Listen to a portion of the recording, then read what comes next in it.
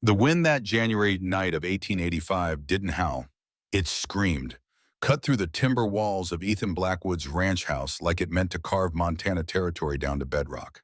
He stood in his barn at 10:30, hammer in hand, reinforcing the support beams that would keep his cattle shelter standing through what the old-timers were calling the worst blizzard in 20 years.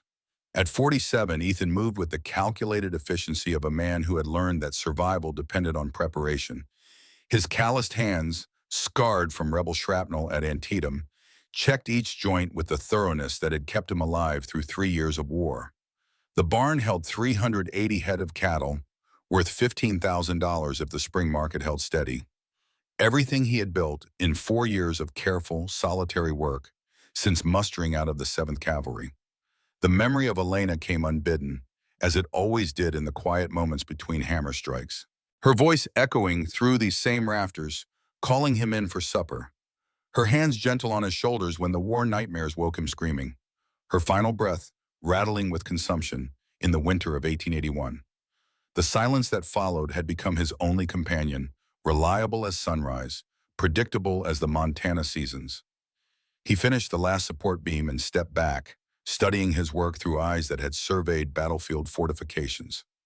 The barn would hold. It had to. Winter in Montana territory was an unforgiving teacher, and those who failed its lessons didn't live to see spring grass. The wind outside shifted, carrying a new sound. Not the howl of air through timber, but something else, something human. 3 desperate knocks on his front door. Then silence. Ethan set down his hammer and crossed the barn in long strides, his cavalry boots echoing on the packed earth floor. His hand moved instinctively to the Colt, .45 at his hip, a habit that 20 years of civilian life hadn't broken. The war might be over, but Montana territory still held dangers that required immediate answers. He pulled open the barn door against the wind's resistance and fought his way through the driving snow to the ranch house. The cold hit his face like thrown gravel, each snowflake sharp enough to draw blood. 20 yards felt like 20 miles in the whiteout conditions. Ethan unbolted the front door and pulled it open. A child collapsed across his threshold. 9 years old at most, maybe less. Her dark hair was matted with ice crystals, her fingertips blackened with the telltale signs of advanced frostbite. She clutched a piece of paper against her chest like it was the only thing keeping her heart beating. Her dress, torn at the shoulder, revealed bruises in the distinctive pattern of a belt buckle. 3 parallel marks. The smell of kerosene clung to her hair like the stench of a burned-out homestead.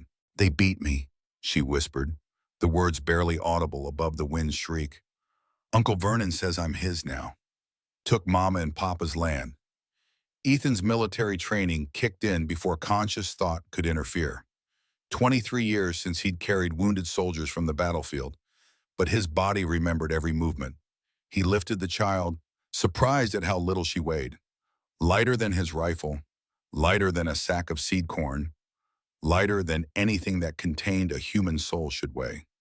He carried her to the fireplace where coals still glowed from the evening fire, wrapped her in the wool blanket from his reading chair, the one Elena had woven during the long winter before the consumption took her. The child's breathing was shallow but steady. Good. He'd seen enough dying to recognize when death was winning. "Maria," he called toward the kitchen. Maria Gonzalez appeared within seconds, her gray hair braided for sleep, her face showing the worried expression that had become permanent since Elena's death. At 55, Maria understood frontier medicine better than most doctors. She'd delivered half the babies in the county and buried too many of them. She'd kept Ethan's household running since Elena died, asking no questions about his moods or his drinking or his long rides into the mountains when the loneliness became too heavy to bear. "Ay, Dios mío," Maria whispered, crossing herself as she saw the child. "Warm water, not hot."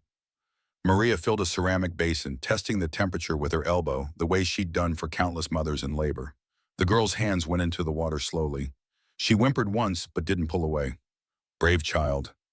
Ethan had seen grown soldiers break under less pain. "What's your name?" he asked, settling beside the fireplace on one knee. "Grace Harper." Her voice was small but steady, with the kind of strength that came from surviving things that should have killed her. "My parents, their wagon flip 6 weeks ago. Flat road. Papa said that morning it was the safest stretch between here and town. 6 weeks, Ethan's mind calculated automatically. December 15th, give or take. The first real cold snap of winter when inexperienced travelers made fatal mistakes. But Grace was talking about the Millers Creek Road, a route so flat and well-traveled that freight wagons used it year-round. Tell me about the accident, Ethan said, his voice gentle but probing. Years of interrogating captured Confederate soldiers had taught him how to extract information without seeming to pry. Grace's dark eyes fixed on his face, searching for something. Trust, perhaps, or simple human kindness. Papa checked the wagon 3 times that morning, said something felt wrong but he couldn't find it. Kept looking underneath, running his hands along the axles. She paused, remembering. The wheel came off on level ground. Wagon rolled down the embankment. Mama and Papa. She couldn't finish. Ethan unfolded the paper she'd been clutching. A foreclosure notice, printed on official territorial stationery, stamped with the genuine seal of the Montana Land Office. The legal language was dense, full of whereas and heretofore, but the meaning was clear. Thomas and Rebecca Harper owed $800 in back taxes and assessment fees. Their homestead was being seized for public auction. His breath caught as he read the signature line. Elena Blackwood, Notary Public. Witness. Impossible. Elena had died 4 years ago. The paper trembled in his hands. Not from cold, but from the implications crashing through his mind like artillery shells. The foreclosure notice was real. The territorial seal was authentic. The handwriting was Elena's unmistakable handwriting. But Elena had been dead for 4 years. Your uncle, Ethan said carefully, his voice betraying none of the turmoil building in his chest. Vernon came to see your father before the accident? Grace nodded, her attention focused on Maria's gentle ministrations to her frostbitten fingers. Day before.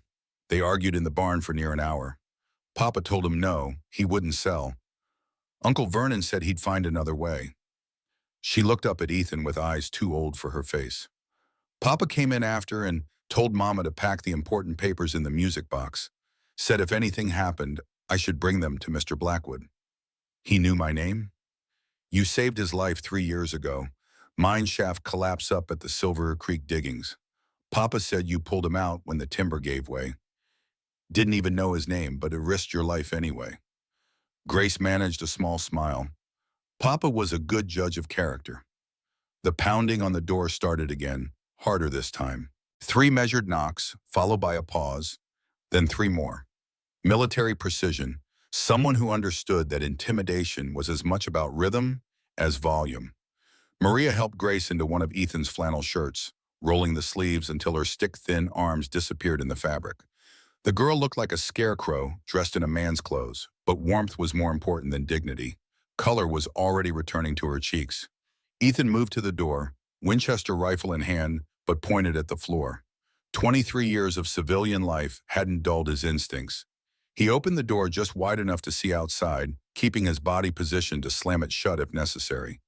Vincent Cross stood on the porch with Sheriff Wade Morrison half a step behind him. 2 other men flanked them, both carrying rifles, both watching the tree line with the alertness of experienced fighters. Vincent wore a tailored wool coat that cost more than most men made in a year. His belt buckle caught the lamplight from inside the house. 3 wolves, silver the size of a man's palm, the same pattern Grace wore as bruises on her shoulder. Evening, Ethan. Vincent's smile didn't reach his eyes. He was 54, with the bearing of a man who'd commanded troops in the soft hands of someone who'd never worked them since.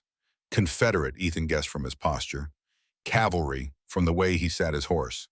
Appreciate you warming up my niece. I'll take her home now. Thought you lived in town, Ethan replied, studying the men with him. Above the land office. I do, but legal guardians are allowed to determine residence for their wards. Vincent pulled a folded paper from his coat with theatrical precision. Judge Carver signed in the guardianship papers himself yesterday. All proper and legal. Ethan took the document, unfolding it in the lamplight. The paper was heavy stock, watermarked, official. Judge William Carver's signature showed the slight tremor of an elderly man's hand, but the penmanship was confident, authoritative. The seal was pressed deep into red wax, bearing the territorial court's official eagle and scales. I'll need 3 days, Ethan said after examining the document. To verify these with the Territorial Records Office in Helena. Vincent's smile thinned like ice over deep water. You questioning a federal judge's signature, Blackwood? I'm questioning a dead man's handwriting. Ethan met his eyes, letting the words hang in the frozen air between them. Judge Carver died in March of 1882. Father O'Brien performed the last rites himself. The wind filled the silence that followed. Vincent's hand moved toward his gun belt, then stopped. Sheriff Morrison took a small step backward, his face suddenly pale in the lamplight. The two rifles shifted almost imperceptibly, their owners suddenly uncertain about what kind of fight they'd signed on for. You have 72 hours, Vincent said quietly, his voice carrying the kind of controlled fury that preceded violence. Then I'm bringing Federal Marshal Kane from the Territorial Office. He won't be as understanding as our good sheriff here. He turned toward his horse, boots crunching in the snow. And Ethan, interfering with legal guardianship is a federal offense. Prison sentence minimum. Might want to think about that before you make this any more difficult than it needs to be. The four men mounted up, their horses snorting steam in the cold air. Vincent touched his hat brim in a gesture that might have been courtesy or mockery. 72 hours. Don't make me come back with federal warrants. The hoofbeats faded into the blizzard, leaving only the wind's howl and the creak of pine boughs heavy with snow. Ethan bolted the door and returned to the fire where Grace sat wrapped in Maria's best quilt, the one she'd brought from Sonora 30 years ago, when she'd followed her husband north to work the railroad grades. The girl's eyes followed him, dark and serious beyond her years. Is he really my uncle? She asked. Ethan studied the foreclosure notice again, this time looking beyond Elena's impossible signature to the technical details. The surveyor's coordinates placed the Harper homestead in Township 12 Mile North, Range 8 West, but Thomas Harper had filed his claim in Township 11 North, Range 7 West, a difference of one township in each direction. Either the surveyor was incompetent or someone was deliberately obfuscating the true location of the property. Don't know yet, Ethan said, folding the paper carefully, but I'm going to find out. Maria brought beef broth in a ceramic bowl seasoned with herbs from her kitchen garden. Grace ate slowly, like someone who'd forgotten what it felt like to be truly hungry or truly safe. Outside, the wind continued its assault on the house, but inside, the fire held back the darkness. Ethan opened his ledger and ran his finger down the neat columns of figures. 380 head of cattle, $15,000 in total value, assuming spring prices held steady. Feed costs through winter, $200 per month. Expected calving in March, 60 to 70 new head. Operating profit for the year, approximately $4,000 if everything went according to plan. Everything he'd built in 4 years of careful, solitary work. Everything he'd have to risk to protect one small girl from a man who'd already proven willing to commit murder and fraud to get what he wanted. He looked at Grace, who'd fallen asleep sitting up, the soup bowl balanced carefully in her lap. Some risks, he realized, weren't calculated in dollars and cents. Some bets were worth making, even when the odds ran long and the stakes were everything you owned. Dawn came gray and bitter, with the storm finally spent, but 3 feet of new snow covering everything in pristine white that hurt the eyes to look at directly.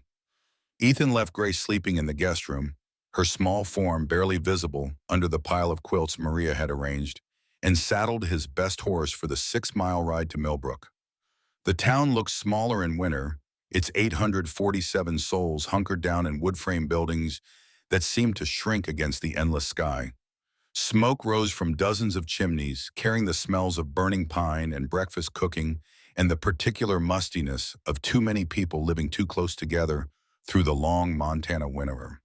First National Bank sat on Main Street like a brick fortress, its windows gleaming with the confidence of an institution that held most of the county's money and all of its debt. Ethan tied his horse to the hitching post and stamped snow from his boots before entering the sanctuary of polished brass and the smell of ink and paper money. Rosa Chen worked behind the center teller window, her black hair pinned in a severe bun, her fingers stained blue from morning ledger work. At 41, she was a rarity in Montana territory, a Chinese woman who owned properties from Opire property, spoke perfect English, and understood banking better than most men with Harvard educations. Her husband had been one of the few Chinese workers allowed to buy land before the Exclusion Act made such purchases nearly impossible. When he died in a railroad accident, Rosa had inherited not just property, but the precarious social position of a foreign widow in a country that barely tolerated her existence. "Mr. Blackwood," she said formally, but her dark eyes held warmth. "What can I do for you this morning?" "Need to make a withdrawal, $500. Rosa's eyebrows rose slightly. 500 was a substantial sum, enough to buy a small homestead or 3 months of operating expenses for a ranch. She counted out the bills with practiced efficiency, her movements precise and economical. As she slid the money across the marble counter, her hand lingered for a moment, and Ethan felt a small piece of paper beneath the bills. He pocketed both money and paper without changing expression, nodded his thanks, and stepped back into the cold morning air. Around the corner from the bank, in the alley behind Muller's general store, he unfolded Rosa's note. Her handwriting was cramped but clear. Vincent Cross deposited $8,500 the week the Harpers died. No corresponding withdrawal from any local account. Money came from outside the territory. Ask me why tonight after 8. Come to the back door. My job depends on discretion. $8,500. More than most families saw in 5 years of hard work. More than enough to buy 3 homesteads outright, or pay off gambling debts that could get a man killed in places like Denver or San Francisco. The timing was too convenient for coincidence. Ethan walked across the street to the Silver Dollar Saloon, where the morning crowd was already deep in their first drinks of the day. Merchants mostly, men who extended credit and collected interest with equal enthusiasm. They watched him through the windows as he passed, their faces showing the careful neutrality of people who sensed profit in whatever drama was unfolding. "Heard you got yourself a little visitor," called out Benjamin Pierce from his table near the window. Pierce was the bank president, a soft man with soft hands who'd come west when his family's Boston banking interests decided Montana Territory was ready for proper financial management. Vincent Cross was in earlier asking about the Harper property assessment. "Says you're interfering with family business." Ethan stopped at Pierce's table, noting the man's expensive clothes, his manicured fingernails, the gold watch chain stretched across his vest. "Family business is between family members. Question is whether Vincent Cross qualifies." "He's got papers," Pierce said, swirling whiskey in his glass despite the early hour. "Legal guardianship, signed by Judge Carver himself. What more proof do you need?" "Proof that Carver was alive when he signed it." The saloon went quiet. Pierce's glass stopped moving. Every man in the room suddenly found something fascinating about the bottom of his drink or the pattern of scratches in the bar's wooden surface. "That's a serious accusation," Pierce said finally. "It's a serious crime," Ethan replied. "Forging a federal judge's signature carries a 20-year sentence, if they don't hang you first."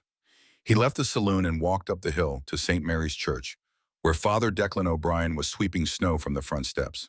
The priest was 69, his spine bent from decades of leaning over record books, his hands gnarled from arthritis but still steady enough to perform the sacraments that marked the rhythm of frontier life. "Ethan," Father O'Brien said, his Irish brogue still thick after 40 years in America, "heard you've taken in the Harper girl. Good Christian thing to do."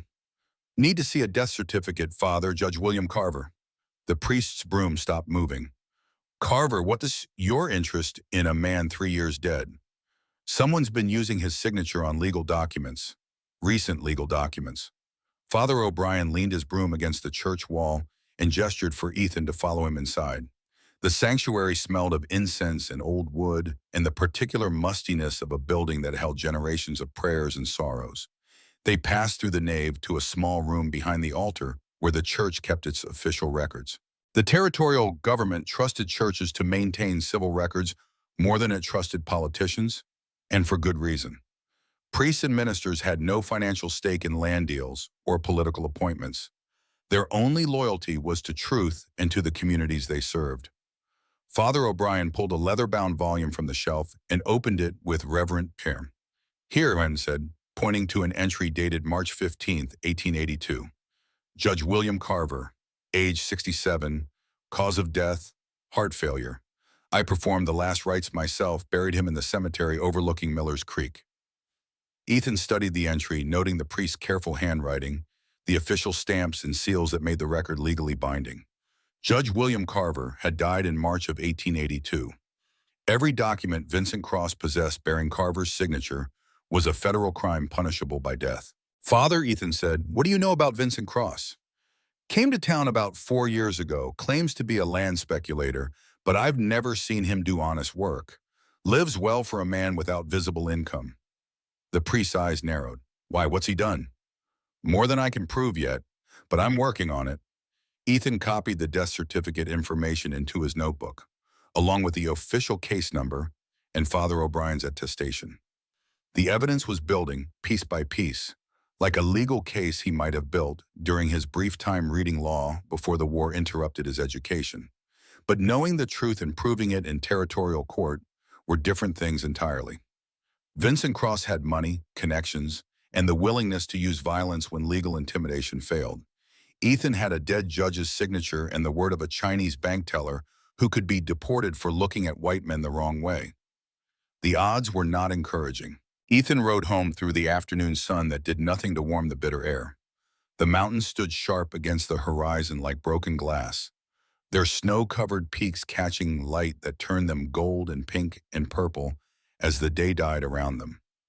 This was country that demanded respect, that killed the careless and rewarded the prepared and the patient. A mile from his ranch, he saw the smoke, black smoke, rising from somewhere beyond the ridge where his hay barn stood. Not the gray-white smoke of a chimney fire, but the oily black of burning oil or tar, the kind of smoke that meant disaster. Ethan spurred his horse into a gallop, fighting through snowdrifts that came up to the animal's chest. The smoke grew thicker as he approached, carrying the acrid smell of kerosene and burning hay. By the time he crested the ridge, he could see the flames. His hay barn was gone, $800 worth of winter feed, reduced to ash and twisted metal. The structure had been built to last through Montana winters, with thick timber walls and a metal roof that could shed snow and resist wind. Nothing natural could have burned it so completely in the space of 6 hours.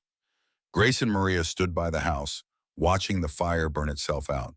They were safe, thank God, but Grace's face showed the kind of hollow expression that came from watching everything you counted on disappear into smoke. When did it start? Ethan asked, dismounting near the ruins. About 2 hours ago, Maria said, her voice tight with controlled anger. Grace saw 4 men riding away toward the mountains. They didn't try to hide their faces. Ethan walked the perimeter of the burned building, his cavalry training automatically cataloging details that others might miss. Boot prints in the snow, too many for the 3 ranch hands who worked for him. A kerosene can, partially melted, bearing the stamp of Muller's General Store. And there, half buried in ash, a surveyor's saw with initials carved into the wooden handle.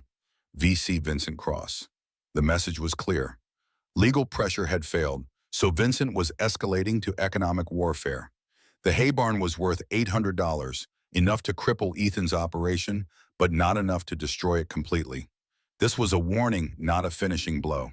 But warnings, in Ethan's experience, were usually followed by something worse. That evening, after Grace had gone to bed and Maria had retired to her room behind the kitchen, Ethan walked to town through snow that crunched beneath his boots like broken bones. The back door of the First National Bank opened before he could knock. Rosa Chen appeared in the doorway like a shadow, her face pale in the lamplight from inside. Come in quickly, she said, glancing up and down the alley. Mr. Pierce works late sometimes, and if he catches us... The bank's interior was transformed at night, full of shadows that turned familiar shapes into potential threats. Rosa led him to a storage room behind the main vault, where she'd spread papers across a wooden table like a general planning a campaign. Vincent Cross has been very busy, she said without preamble. 5 other homestead purchases in the last 2 years, all along the same route, all involving families who died in accidents shortly after refusing to sell their land. She showed him bank records, meticulously copied in her precise handwriting. The pattern was unmistakable. A family would file a homestead claim. Vincent would approach them with an offer to buy. When they refused, accidents would happen. Wagon wheels would break on level roads. Horses would bolt for no apparent reason. Houses would catch fire in the middle of rainstorms. Here's what's interesting, Rosa continued, pointing to a series of deposits. Each purchase was funded by money transferred from a Boston bank, the Merchants and Traders Trust. I sent a telegram asking about their relationship with Mr. Cross. She handed him a telegram, received that afternoon. Cross owes $45,000 in fraudulent railroad certificates. Payment due June 1st, investigating criminal charges. Advise if current location known. $45,000. The number hit Ethan like a physical blow. Vincent Cross wasn't just greedy, he was desperate. He'd sold fake railroad stock to Boston investors, promising returns on right-of-way payments that didn't exist yet. If he couldn't deliver the money by June 1st, his Boston creditors would do more than sue him. They would ensure he disappeared permanently. How much is each homestead worth in railroad right-of-way payments? Ethan asked. $12,000 according to the Northern Pacific Survey maps. Rosa pulled out another document. 6 properties times 12,000 equals 72,000. Enough to pay his debt and have money left over. But only if he can prove legal ownership. Exactly, which is why he needs the forged documents and the guardianship papers. Rosa's face was grim in the lamplight. He's not stealing land for profit, Mr. Blackwood. He's stealing it to stay alive. A desperate man was more dangerous than a greedy one. Greedy men could be reasoned with, bought off, or scared away. Desperate men fought like cornered animals, using any weapon available until someone stopped them permanently. There's something else, Rosa said, lowering her voice even further.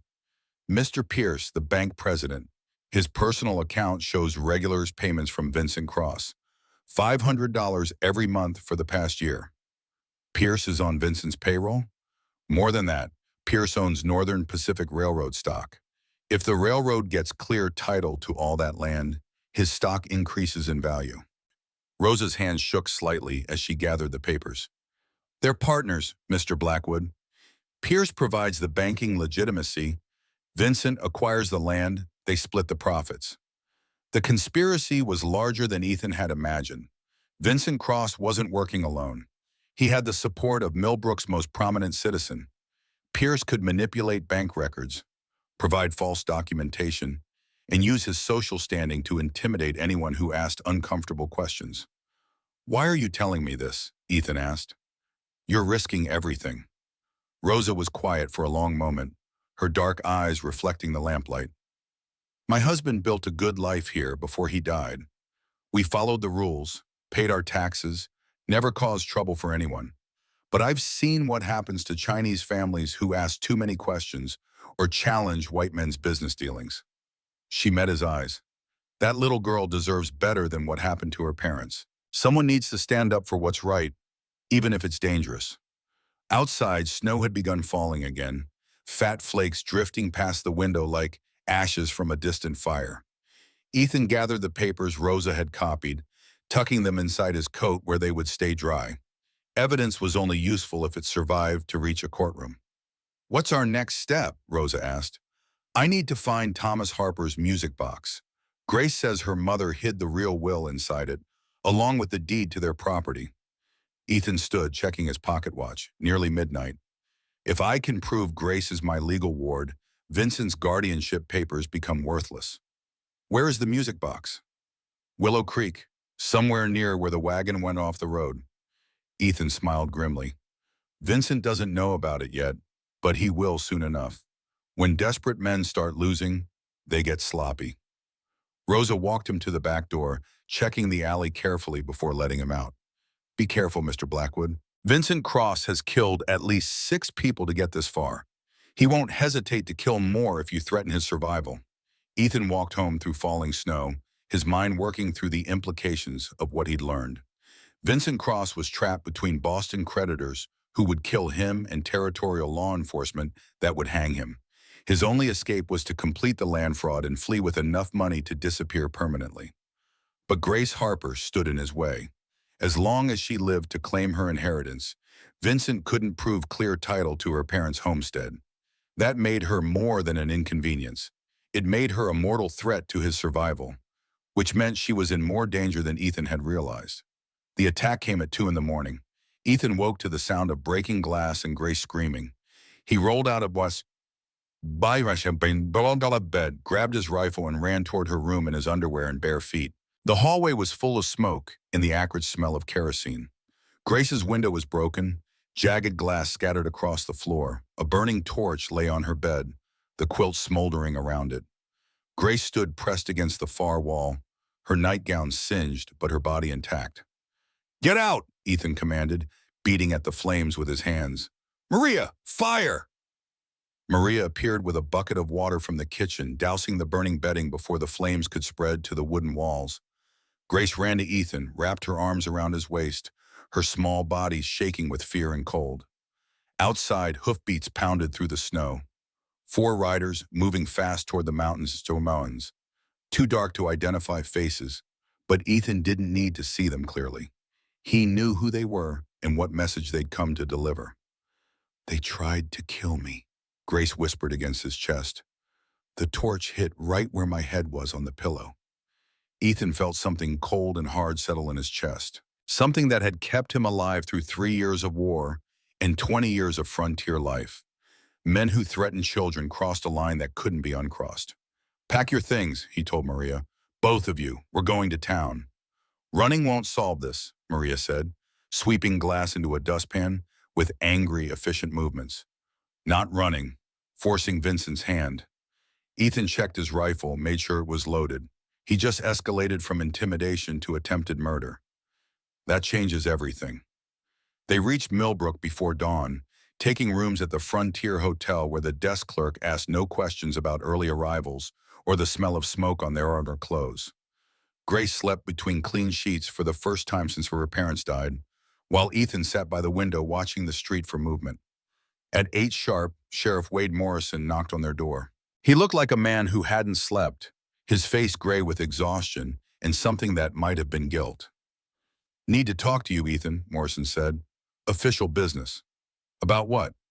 "Vincent Cross filed charges. Says you burned your own barn to frame him for arson. Says you endangered the child with reckless fire safety." Morrison's voice was carefully neutral, but his eyes held apology. "I got a warrant for your arrest." "On what evidence?" "Your financial records. Pierce says you're near bankruptcy, needed insurance money." Morrison showed him the warrant, signed by the territorial magistrate in Helena. Bail set at $4,000. $4,000, nearly everything Ethan had in liquid assets. Vincent was systematically destroying his ability to fight back, using the legal system as a weapon while staying safely above suspicion. "I don't have $4,000 in cash," Ethan said. "Then you'll have to liquidate assets, cattle most likely." Morrison looked genuinely pained. "I'm sorry, Ethan. I know this isn't right, but I got orders from Helena." "From Helena or from Boston?" Morrison's face went even grayer. "Just come peaceful, all right? Don't make this harder than it has to be." The cattle auction took place that afternoon in the town square, with most of Millbrook turning out to watch. Winter cattle sales were desperate affairs, with buyers knowing they could demand bottom dollar from sellers who had no choice but to accept whatever was offered. Ethan's 380 head brought $18 each instead of the $32 they would have commanded in spring. $6,840 total, minus the auctioneer's commission and the cost of moving the cattle to winter pasture. Just enough to make bail with a few $100s left over. But as the last of his cattle were driven away, neighbors began stepping forward. Thomas Pritchard, who owned a small spread north of town. Old Pete Sullivan, whose family had been the first to settle Willow Creek. Maria Santos, whose husband had died building the railroad grades and whose small pension barely kept her fed through winter. $100, Pritchard said, handing Ethan a worn leather purse. "It's what I can spare." $200, said Sullivan. "Vincent's accidents took my brother 2 years ago. About time someone stood up to him." One by one they came forward. Small amounts, but they added up. 100 here, 50 there, $20 from families who could barely afford food. By sunset, Ethan had enough to make bail with money left over for expenses. "Why?" he asked Pritchard as the crowd dispersed. "Because we know what you know," the older man said. "Vincent Cross is a killer and a thief. Someone needs to stop him before he owns the whole county." Pritchard spat tobacco juice into the snow. "Besides, that little girl needs protecting. Anyone can see that." Sheriff Morrison released Ethan at dusk, but the damage was done. His cattle were gone, his operating capital exhausted, his reputation in town divided between those who believed Vincent's lies and those who suspected the truth. Vincent had accomplished his goal without getting his hands dirty, but he'd also made a mistake. The community support showed that Vincent's influence had limits. People might fear him, but they didn't trust him. And fear without trust was a weak foundation for long-term control. That night in the hotel room where Grace slept fitfully and Maria prayed her rosary in Spanish, Ethan made his decision. Legal remedies had failed. Economic pressure was destroying his ability to fight. Social intimidation was putting innocent people at risk. Time to try a different approach. He cleaned his rifle, checked his sidearm, and prepared for war. Tomorrow, he would ride to Willow Creek and find Thomas Harper's music box. With or without Vincent Cross's permission. The game was escalating beyond legal niceties and into the realm where survival mattered more than social standing. Vincent Cross wanted a fight. Ethan Blackwood was ready to give him one. The only question was, who would be left standing when the shooting stopped? Outside, snow continued falling, covering the town in pristine white that would soon be stained with blood. Montana Territory had its own way of settling disputes that couldn't be resolved in courtrooms or counting houses. Men lived or died by their ability to defend what they valued most. For Ethan Blackwood, that meant protecting Grace Harper no matter what it cost him. For Vincent Cross, it meant completing his land fraud before his Boston creditors decided to collect their debt in blood. The collision was inevitable. The only question was timing. Dawn broke cold and unforgiving over Millbrook, painting the snow-covered streets in shades of gray that matched Ethan's mood. He stood at the hotel window watching Sheriff Morrison's office across the square, counting the number of armed men who'd gathered there since sunrise. 6 so far, all strangers to the town, all carrying rifles with the easy familiarity of professionals. Vincent Cross was bringing in reinforcements. Grace sat on the bed behind him, still wearing the singed nightgown from the attack. She'd barely spoken since the fire, her young face bearing the hollow expression of someone who'd seen too much violence in too short a time. Maria worked quietly at the washstand, cleaning soot from Grace's hair with gentle, practiced movements. "Mr. Blackwood?" Grace's voice was smaller than it had been 2 days ago. "Are we going to die?" Ethan turned from the window, struck by the directness of the question. Children in Montana Territory learned early that death was always possible, but Grace was asking something deeper. She wanted to know if the adults in her world could protect her, or if she was doomed to watch everyone she cared about disappear. "Not if I can help it," he said, settling beside her on the bed, "but I need to know something important. This music box your mother hid at Willow Creek. Are you certain it contains your father's will?" Grace nodded solemnly. "Mama showed me before the accident. Papa wrote it after you saved him from the mine collapse. Said if anything happened to him and Mama, I was to go to you." She looked up with those serious dark eyes.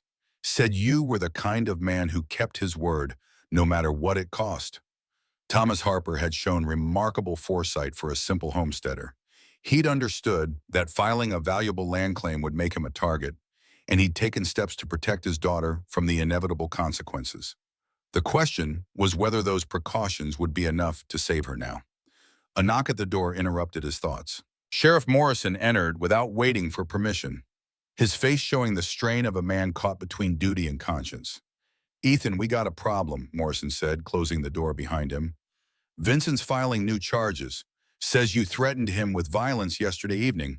Says you're planning to burn down his property in retaliation for the barn." "I never spoke to Vincent yesterday." "I know that. You know that. But he's got 3 witnesses who'll swear you approached him outside the Silver Dollar making threats." Morrison's voice carried the weariness of a man who'd stopped believing in justice. "Federal Marshal Kane is riding down from Helena. Should be here this afternoon."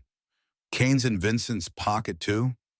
"Kane owes money to the same Boston people Vincent owes money to. Gambling debts from poker games in Denver." Morrison leaned against the door, suddenly looking older than his 52 years. "Vincent's not just buying local influence, Ethan. He's got connections that reach back east, all the way to Boston financial houses. Men with enough money to buy federal marshals, territorial judges, anyone they need." The web was larger than Ethan had imagined. Vincent Cross wasn't just a local land grabber. He was part of a sophisticated criminal network that used the federal legal system as a weapon. Men with resources like that could forge documents, intimidate witnesses, and eliminate problems with the efficiency of a military operation. "What's Kane planning?" Ethan asked. "Arrest warrant for conspiracy to commit arson. Bail set at $10,000. Morrison's voice dropped to a whisper. "There's more. He's got papers to place Grace in federal custody. Claims she's not safe with you, needs to be put in a territorial orphanage until the guardianship dispute is resolved. $10,000 might as well have been $10 million. Even if Ethan sold his remaining property, his equipment, everything he owned, he couldn't raise that much money, and federal custody meant Grace would disappear into the territorial system, where Vincent's influence could reach her long before any legal challenge could be mounted. "How long do I have?" "Kane will be here by 2 o'clock. Vincent's demanding immediate action." Morrison glanced toward the window where the armed men were still gathering. "I'm sorry, Ethan. I've tried to slow this down, but I can't fight federal authority." After Morrison left, Ethan sat on the bed and did calculations in his head. 200 miles to the territorial capital. 3 days hard riding if the weather held. Federal courts that moved at their own pace, if they moved at all. Grace would be in Vincent's custody long before any legal appeal could be heard. The system had failed. Law enforcement had been purchased. Political authority had been compromised. That left only one option. The same option that had settled disputes in Montana territory for 20 years. Violence. Maria finished cleaning Grace's hair and began braiding it with quick, efficient movements. "You're thinking like a soldier again," she said without looking up. "I can see it in your face. Maybe that's what this situation requires. Soldiers fight battles, but this isn't a battle, it's a war, and wars aren't won by charging into enemy guns." Maria secured the braid with a piece of ribbon. "You need allies. You need strategy. Most of all, you need that music box." She was right. Everything depended on finding Thomas Harper's will and the documents that would prove Grace belonged with him, not with Vincent Cross. But Willow Creek was 15 miles from town, and Vincent's men would be watching every road. "I have an idea," Grace said suddenly, "but you won't like it." Ethan turned to look at her. "What kind of idea?" "Use me as bait." And the plan was simple in concept, dangerous in execution. Grace would walk openly through Millbrook's Main Street, giving Vincent's watchers something to follow, while Ethan circled around to Willow Creek through the backcountry. If Vincent was desperate enough to attempt kidnapping in broad daylight, it would expose him as the criminal he was. If he waited for legal cover, it would give Ethan time to find the music box. Either way, they would force Vincent to show his hand. "This is madness," Maria muttered as she helped Grace into her coat. "Using a child as bait for killers." "I'm not just a child," Grace said with startling maturity. "I'm the only thing standing between Vincent and $72,000. He needs me alive and legal, which means he can't hurt me in public." She looked up at Ethan. "At least not yet." Ethan studied her face, seeing something that reminded him of her father's courage in the mineshaft collapse. Thomas Harper had faced death with the same calm determination, the same willingness to do what needed doing regardless of personal cost. "If this goes wrong," he said, "if Vincent's men try to take you by force, I run to Father O'Brien at the church. Sanctuary, like in the old stories." Grace managed a small smile.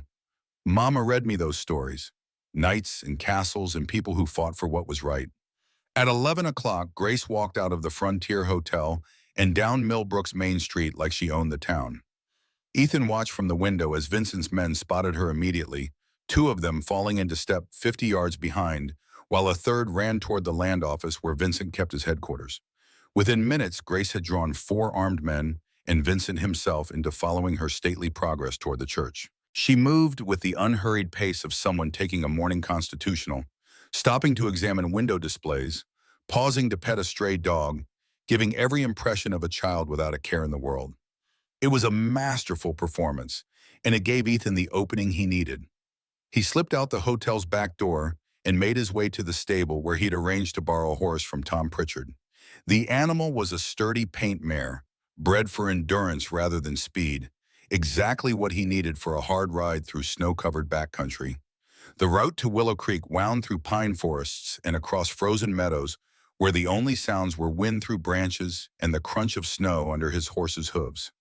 Ethan had ridden these trails during his early years in Montana Territory, when he'd worked as a deputy sheriff before saving enough money to buy his ranch. The landmarks were familiar: the lightning-split pine that marked the halfway point, the rock formation that looked like a sleeping bear, the creek crossing where ice formed fantastic sculptures in the winter cold. But today, everything felt different. Today, he was riding toward a confrontation that would determine whether justice existed in Montana Territory or whether men with money and connections could commit murder with impunity. Willow Creek ran black and swift between snow-covered banks, its water too fast-moving to freeze even in the deepest cold. The Harper wagon had gone off the road at a bend where the creek made a sharp turn toward the south, following the natural contours of the land toward the Yellowstone River drainage. Ethan found the crash site easily. Broken wagon pieces still jutted from the snow like the bones of some massive animal. The main body of the wagon had rolled down the embankment, coming to rest against a cluster of willow trees that grew thick along the creek bank.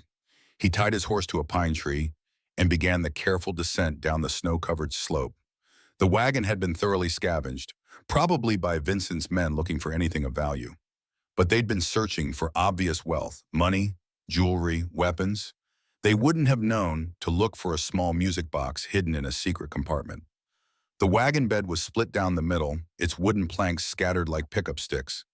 But the front section, where the driver's seat had been, remained partially intact. Ethan began moving debris with systematic thoroughness, the same methodical approach he'd used to search battlefield ruins during the war. Under the driver's seat, wrapped in oiled canvas and wedged into a space between two support beams, he found it. A mahogany music box about the size of a thick book, with brass hinges and a delicate ivory inlay on the lid. The wood was stained with water's damage and the brass was tarnished, but the box was intact. More importantly, it was heavy in a way that suggested contents. Ethan opened the lid carefully. The music mechanism was ruined, its delicate springs and gears corroded beyond repair. But nestled in the velvet-lined interior, wrapped in additional oilcloth, were 3 documents. The first was Thomas Harper's last will and testament, dated 6 months before his death, written in his own hand and witnessed by Father O'Brien and 2 other men Ethan recognized as prominent ranchers. The will was brief and specific. In the event of Thomas and Rebecca Harper's deaths, their daughter Grace was to be placed in the guardianship of Ethan Blackwood, a man of honor who saved my life and can be trusted to raise my child with the values Rebecca and I hold dear. The second document was the original deed to the Harper homestead, showing clear title to 160 acres in Township 11, North, Range 7 West. The coordinates matched the legal description on file at the Territorial Land Office, not the falsified location on the foreclosure notice. The third document made Ethan's blood run cold. It was a letter from Thomas Harper to Ethan, dated 1 week before the wagon accident. The handwriting was shaky, as if written in fear or haste. "Mr. Blackwood, if you are reading this, then Rebecca and I are dead, and Grace needs your protection. Vincent Cross approached me again yesterday, this time with threats instead of money. He claims to represent Boston investors who need clear title to properties along the railroad survey route. When I refused to sell, he said accidents happen to families who don't understand business realities. I have reason to believe our wagon has been tampered with, but I cannot prove it without exposing Grace to danger. The sheriff is either corrupt or incompetent. The judge is old and easily influenced. You are the only man I trust to see justice done. Protect my daughter. Make Vincent Cross pay for what he has done to innocent families. The evidence is in this box. Use it well. Thomas Harper." Evidence. Ethan searched the box again and found what Thomas had hidden beneath the velvet lining: a small leather journal containing names, dates, and detailed descriptions of Vincent's criminal activities.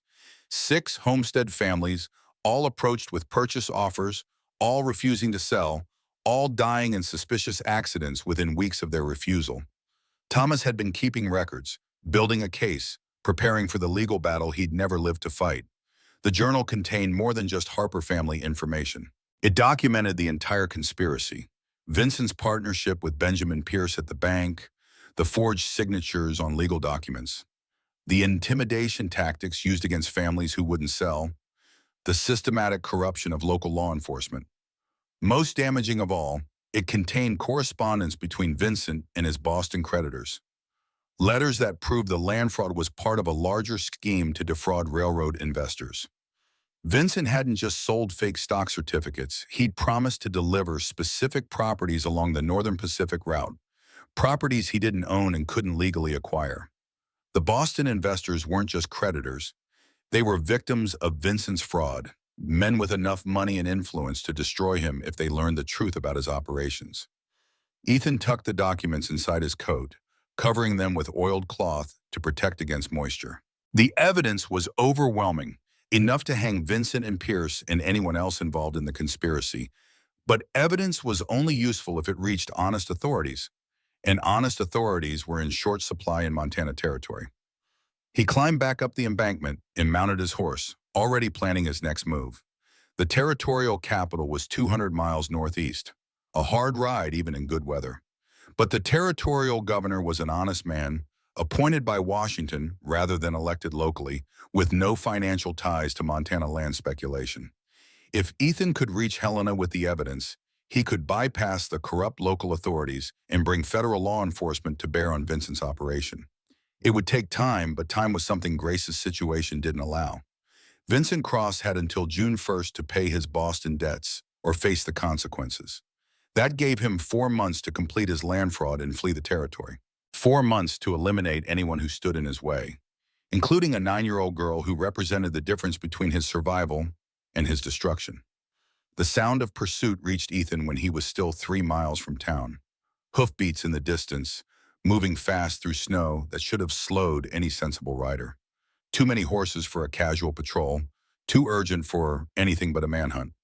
Vincent had discovered his absence sooner than expected. Ethan urged his horse into the tree line, taking cover among the pines while he assessed the situation. 4 riders, maybe 5, spread out in a search pattern that suggested military training. They weren't just following his trail, they were trying to anticipate his route, cut him off before he could reach safety. Professional work, the kind of tactical thinking that came from experience hunting men who didn't want to be found. He dismounted and led his horse deeper into the forest, moving parallel to the main trail while staying far enough from the road to avoid detection. The documents in his coat pocket felt heavier than gold, more valuable than all the cattle he'd lost to Vincent's economic warfare. Through the trees, he caught glimpses of his pursuers, hard men in winter coats, carrying rifles with the casual ease of soldiers or outlaws. Not local ranch hands hired for the occasion, but professionals brought in specifically for this kind of work. Vincent Cross had escalated from land fraud to open warfare. The chase continued for 2 hours, a deadly game of hide-and-seek through Montana wilderness that had claimed the lives of better men than Ethan Blackwood. His pursuers were persistent but not patient, riding hard and making noise, relying on speed rather than stealth. Ethan used their impatience against them, leading them deeper into country he knew better than they did, away from the direct route to Millbrook and toward terrain that favored the hunted over the hunters. Pine forest gave way to rocky ridges where horses couldn't maintain speed, where a man on foot could disappear into country that looked the same in every direction. By late afternoon, he'd lost them entirely. He circled back toward town through country that would have challenged an Apache tracker, arriving at Millbrook as the sun was setting and the temperature was dropping toward the killing cold that defined Montana winters. The streets were quieter than usual, with fewer people moving about their evening business. Fear had settled over the town like a blanket. The Frontier Hotel showed signs of hasty departure. Luggage piled in the lobby, guests checking out despite having paid for additional nights, the desk clerk nervous and distracted. Word had spread about the morning's events, and anyone with sense was putting distance between themselves and whatever violence was building. Ethan slipped in through the hotel's back entrance, avoiding the main lobby where Vincent's watchers might be stationed. Maria met him at the top of the stairs, her face tight with worry. "Grace?" he asked immediately. "Safe. Father O'Brien claimed sanctuary for her at the church. Vincent's men surrounded the building for 3 hours, but they can't enter consecrated ground without federal authority." Maria's relief was visible, but tempered by continued anxiety. "Marshal Kane arrived an hour ago. He's at the sheriff's office now, demanding you present yourself for arrest." Did Grace lead Vincent's men away from here? Like a professional. That child has more courage than most grown men.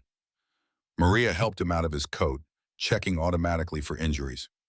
But Vincent knows you went to Willow Creek. His men came back empty-handed and angry. Whatever you found out there, it has him worried. Ethan showed her the documents, watching her expression change as she read Thomas Harper's letter and examined the evidence of Vincent's conspiracy. Maria had lived through the Mexican-American War, had seen what men did when law and civilization broke down. She understood the significance of what Ethan had discovered. This proves everything, she said finally. Vincent's guilt, Pierce's involvement, the whole criminal network. She looked up at him with dark eyes that had seen too much violence. But will it matter? Can you get this to honest authorities before Vincent silences everyone who knows the truth? I'm going to try. And if you can't, Ethan checked his rifle, made sure his sidearm was loaded and ready. Then I'll settle this the old-fashioned way. Maria crossed herself, murmuring a prayer in Spanish. In her experience, when men started cleaning weapons and talking about settling things the old-fashioned way, women and children usually paid the price. Outside, night was falling with the sudden finality of winter on the high plains. Stars appeared with crystalline clarity in the thin air, providing enough light to navigate but not enough to reveal details at any distance. Perfect conditions for men who needed to move without being seen. Ethan left the hotel through the same back entrance he'd used to arrive, making his way through darkened alleys towards St. Mary's Church. Father O'Brien had promised sanctuary for Grace, but sanctuary was only effective as long as men respected the law and tradition. Vincent Cross had already shown his willingness to commit murder and arson. Violating church sanctuary would be just another crime to a list that already guaranteed him a hangman's rope. The church sat on its hill like a fortress, its stone walls and heavy wooden doors built to withstand Indian raids in the early days of white settlement. Light showed through the stained glass windows, warm and welcoming against the bitter cold outside.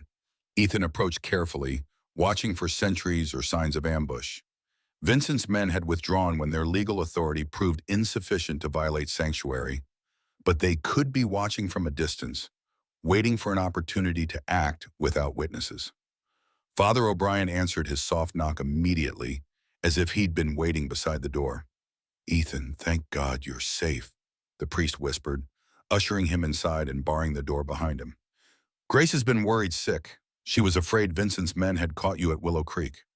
They tried. I found what I was looking for." Grace appeared from behind the altar, where she'd apparently been helping the priest with evening preparations. She ran to Ethan and hugged him with the fierce intensity of someone who'd been afraid she might never see him again. "Did you find Mama's music box?" she asked. Ethan knelt beside her and showed her the mahogany box, watching her face light up as she recognized the piece that had played lullabies in her parents' home. But when he opened it to reveal the documents inside, her expression grew solemn. "Papa knew he was going to die," she said quietly. "He wrote you a letter." "Yes, he did, and he left evidence that will put Vincent Cross in prison for the rest of his life." Ethan gathered the documents carefully. "But first I have to get this information to authorities who can't be bought or intimidated." Father O'Brien examined the papers, his weathered face growing grim as he read. "This is enough to hang them all," he said finally. "Vincent, Pierce, probably half the territorial officials who've been taking their money." He looked up at Ethan. "But getting it to Helena won't be easy. They'll have men watching every road. Then I'll have to find another way." "There is another way," Grace said suddenly. "The railroad." Both men looked at her with surprise. "Papa used to talk about the survey crews working their way across Montana. They have a telegraph line that connects to the main Northern Pacific headquarters." Grace's young face was serious with concentration. "If you could reach the survey camp, you could send word directly to the railroad company. They'd be very interested to know that someone's been selling fake stock in their name." Father O'Brien's eyes widened. "The child is right. The Northern Pacific has more influence with territorial authorities than Vincent's Boston creditors. If you could prove to them that Vincent's been using their name for fraudulent purposes, they'd bring in federal investigators," Ethan finished. "Men who can't be bought by local corruption." It was brilliant in its simplicity. Instead of trying to fight Vincent's influence over local law enforcement, they would bring in federal authority that operated outside his reach. The Northern Pacific Railroad had enough political influence to demand action from territorial governors and federal marshals. "Where is the survey camp?" Ethan asked. 20 miles northeast, Father O'Brien said, near the Musselshell River crossing. They've been there for 2 weeks, mapping the route through the mountain passes. 20 miles through country that Vincent's men would be watching. But it was possible, especially if he left before dawn and used back trails that avoided the main roads. Professional hunters were good, but they weren't magicians. A man who knew the country and moved carefully could slip past even the best surveillance. "I'll need supplies for a hard ride," Ethan said. "Food, ammunition, extra blankets in case I have to spend a night in the open." "I'll gather what you need," Father O'Brien promised. "But what about Grace? Sanctuary is only temporary. Marshal Kane can't violate church authority, but he can wait outside until hunger or cold forces us to surrender her." "Grace comes with me." Both the priest and Grace herself looked startled by the declaration. "It's too dangerous," Father O'Brien protested. "A hard ride through winter country with armed men pursuing you." "It's more dangerous to leave her here," Ethan countered. "Vincent's getting desperate. How long before he decides that federal charges are worth the risk if he can eliminate the only witness to his crimes?" Grace stepped forward, her small chin set with determination that reminded Ethan powerfully of her father. "I want to go.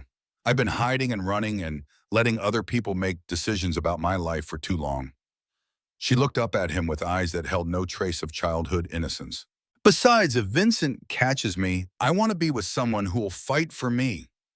Father O'Brien crossed himself and muttered something in Latin that sounded like a prayer for divine intervention.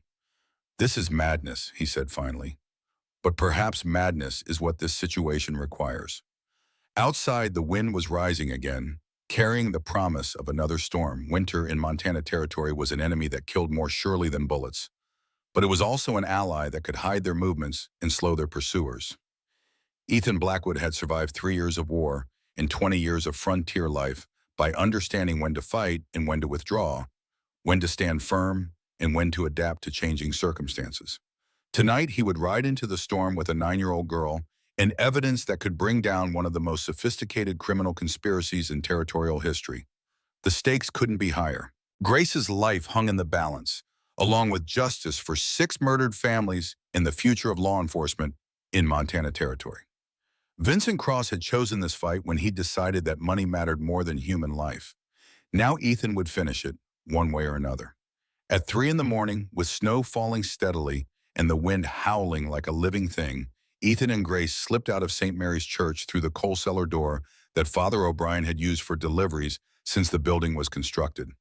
The priest had provided them with supplies for a hard journey: dried beef, hardtack biscuits, coffee beans, and a small pot for making fires. Grace carried her father's documents in a waterproof pouch that Maria had sewn from oiled canvas. 2 horses waited in the alley behind Muller's General Store, courtesy of Tom Pritchard, who'd risked his own safety to help them escape Vincent's surveillance network.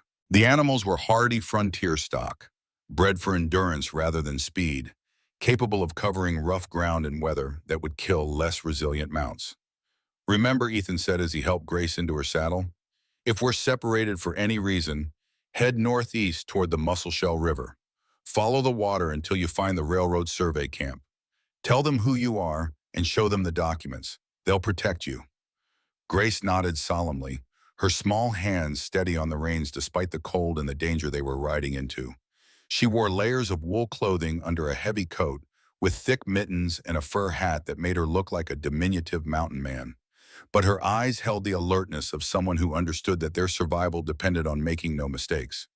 They rode out of Millbrook in silence, taking a route that avoided the main roads and led through pine forests where the snow-covered ground muffled their horses' hoofbeats. Behind them, the town slept under its blanket of white, unaware that the evidence needed to end Vincent Cross's reign of terror was disappearing into the wilderness.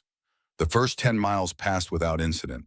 They rode through country that Ethan knew well, following game trails and abandoned mining roads that predated the settlement of Millbrook. The snow fell steadily, erasing their tracks within minutes of their passage and providing cover from anyone who might be watching from a distance. Grace proved to be a better rider than her age suggested, handling her horse with the quiet competence of someone raised on frontier homesteads, where children learn practical skills before they learn to read. She spoke little, saving her energy for the long ride ahead, but her presence was oddly comforting. Thomas Harper had chosen well when he'd entrusted his daughter to Ethan's care. They stopped once to rest the horses and share some of Father O'Brien's provisions.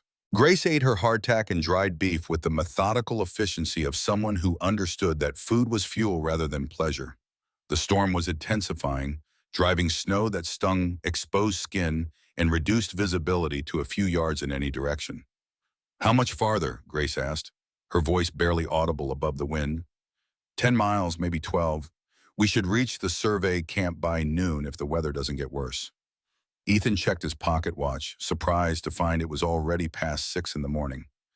Time moves strangely in blizzard conditions, where the world contracted to the immediate space around you and everything beyond disappeared into white nothing. They remounted and continued northeast, following the general direction of the Musselshell River, even though the stream itself was invisible in the storm. Navigation in these conditions required instinct more than instruments, the kind of primitive sense of direction that kept men alive in country where getting lost meant freezing to death. The attack came without warning. Rifle shots cracked through the storm from multiple directions, muzzle flashes appearing and disappearing like deadly fireflies in the swirling snow. Ethan's horse reared as a bullet whined past its head, and he fought to control the animal while drawing his sidearm. "Grace, down!" She flattened herself against her horse's neck as more shots rang out. Ethan counted muzzle flashes, 4 shooters positioned to create a crossfire that would make escape difficult. Professional tactics, the kind of ambush that required planning and coordination. Vincent's men had anticipated their route and positioned themselves accordingly. Ethan spurred his horse toward a cluster of pine trees that offered the only available cover, Grace close behind him. Bullets whipped through the branches above their heads as they reached temporary safety. The shooting stopped as suddenly as it had begun, leaving only the sound of wind and the heavy breathing of frightened horses. "Are you hurt?" Ethan asked, scanning the tree line for movement. "No, but my horse is bleeding." Grace's voice was steady despite the circumstances, her frontier upbringing showing in her calm assessment of the situation. Bullet grazed his shoulder. He can still ride, but not for long. 4 armed men against 1 rifle and a wounded horse. The odds were not encouraging, but Ethan had faced worse during the war. The key was to avoid playing the game by their rules, to find a way to turn their advantages against them. "Can you see them?" Grace whispered. Ethan studied the storm carefully, looking for the subtle signs that revealed human presence in natural landscape. There, a shadow that moved wrong among the pine branches. Another one positioned to command the most likely escape routes. They were good, but not invisible. 2 on our left, 2 on our right. They're trying to box us in, force us back toward town where Vincent can claim we attacked him. Ethan checked his rifle, making sure it was loaded and ready. "When I start shooting, you ride straight ahead toward that gap in the trees. Don't stop. Don't look back. Just ride until you reach the survey camp." "I won't leave you." "You're not leaving me. You're completing the mission." Ethan's voice carried the authority of a man who'd commanded soldiers in life or death situations. "Those documents are more important than either of our lives. Get them to the railroad survey team. That's what your father would want." Grace's jaw set with familiar Harper stubbornness. "Papa also said I should never abandon my friends." Another volley of shots rang out, closer this time. Wood chips exploded from the tree trunk beside Ethan's head as a bullet passed within inches of his face. Their attackers were growing bolder, tightening the noose around their position. Time for desperate measures. Ethan pulled a stick of dynamite from his saddlebag, a leftover from his mining days that he'd kept for clearing stumps and blasting irrigation channels. The fuse was short, designed for underground work where precision timing mattered more than extended delays. "When this goes off," he told Grace, "ride like hell."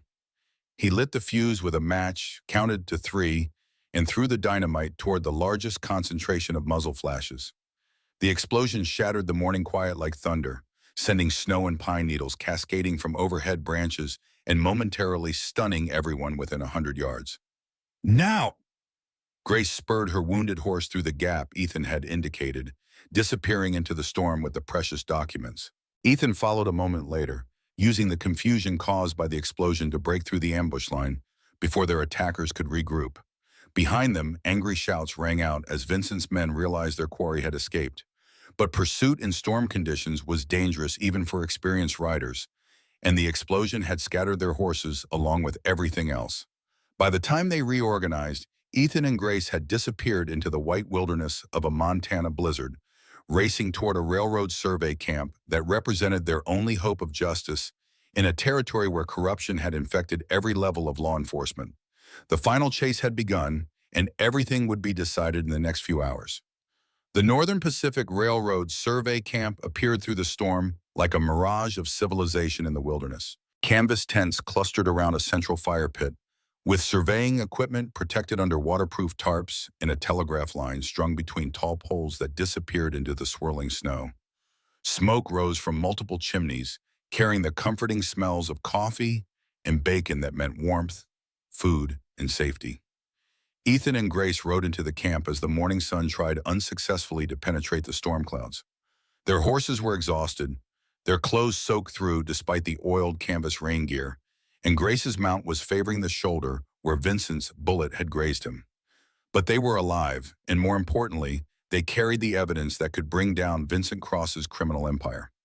James Mackenzie, the survey camp's chief engineer, emerged from the largest tent as they dismounted. He was a compact man in his 50s, with the weathered face of someone who'd spent his career building railroads across the American frontier. His eyes took in air condition immediately. Two riders who'd pushed their mounts to the breaking point, arriving in weather that should have killed them. "My God," Mackenzie said, helping Grace down from her saddle. "What are you people doing out in this storm? And why is this child traveling in conditions that would challenge experienced mountain men?" "My name is Ethan Blackwood. This is Grace Harper. We need to use your telegraph immediately." Ethan's voice carried the urgency of a man who knew that time was running out. "It's a matter of federal law enforcement." Mackenzie's expression grew serious. The Northern Pacific Railroad had learned to take law enforcement matters seriously, especially in territories where their operations depended on maintaining good relationships with federal authorities. "Come inside where it's warm. Tell me what's happening." The interior of Mackenzie's tent was surprisingly comfortable, with a wood-burning stove that provided heat and a work table covered with survey maps and technical drawings. Grace sat beside the stove, warming her hands while Ethan spread Thomas Harper's documents on the table for Mackenzie's examination. As the railroad engineer read, his face grew progressively darker. Vincent Cross's conspiracy wasn't just a matter of local land fraud. It was a direct attack on Northern Pacific's reputation and financial interests. The fake railroad stock certificates bore forged company signatures, and the promised right-of-way payments were based on property that Vincent didn't legally own. "This is federal fraud on a massive scale," Mackenzie said finally. "Cross has been using our company name to defraud Boston investors while simultaneously stealing the very land he claimed to represent." He looked up at Ethan with newfound respect. "How did you get this evidence?" Grace's father kept records before Vincent had him killed. He hid them where only his daughter would know to look. Ethan gestured toward the girl who was studying the survey maps with the intensity of someone trying to understand her place in the larger world. "She's the key witness to 6 murders, systematic fraud, and a conspiracy that reaches from Montana territory to Boston financial houses." Mackenzie stood and moved to a complex piece of equipment that Ethan recognized as a telegraph key. "I'm sending word immediately to our headquarters in St. Paul and to the territorial governor in Helena. This information will reach federal authorities within hours, along with our company's full support for prosecution." The telegraph key began chattering as Mackenzie composed his message, each tap representing another nail in Vincent Cross's coffin. But even as justice began to mobilize, Ethan knew that Vincent wouldn't surrender quietly. Desperate men committed desperate acts, and Vincent Cross was facing death or life imprisonment when his crimes were exposed.